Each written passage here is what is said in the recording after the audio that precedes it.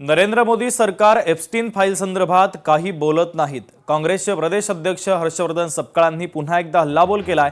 महाराष्ट्र आणि देशामध्ये काय चाललंय त्याची हाक मोदींपर्यंत जात नाही। देवेंद्र फडणवीसांच्या भाजपनं पुण्याचा तालिबान केलाय। हर्षवर्धन सपकाळांनी आता मुख्यमंत्री फडणवीस यांच्यावरही निशाणा साधलाय।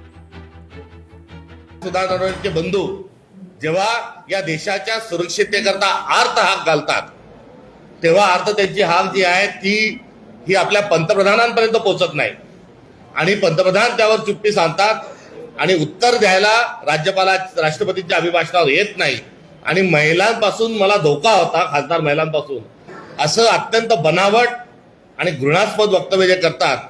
त्यामुळे नरेंद्र मोदी हे सिलेंडर आहेत।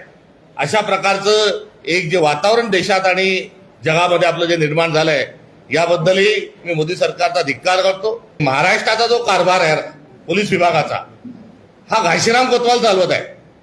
त्यामुळे देवेंद्र फडणवीस आणि घाशीराम कोतवाल यांची कार्यपद्धती एकच आहे। त्याचा प्रत्यय हा 8 दिवसापूर्वी पुणेकरांना आला आणि आज वराती मागून घोडं की 8 दिवसानंतर जे सदरक्षणार्थ आणि खलनिग्रहार्थ या ब्रीदवाक्याचे महाराष्ट्र पोलीस जे घेऊन आले त्यांना धन्यवाद देतो आणि पुढे घाशीराम कोतवालच्या स्वरूपामध्ये नव्हे तर सदरक्षणार्थ आणि खलनिग्रहार्थ आपण काम करावं ही त्यांच्याकडून अपेक्षा करतो।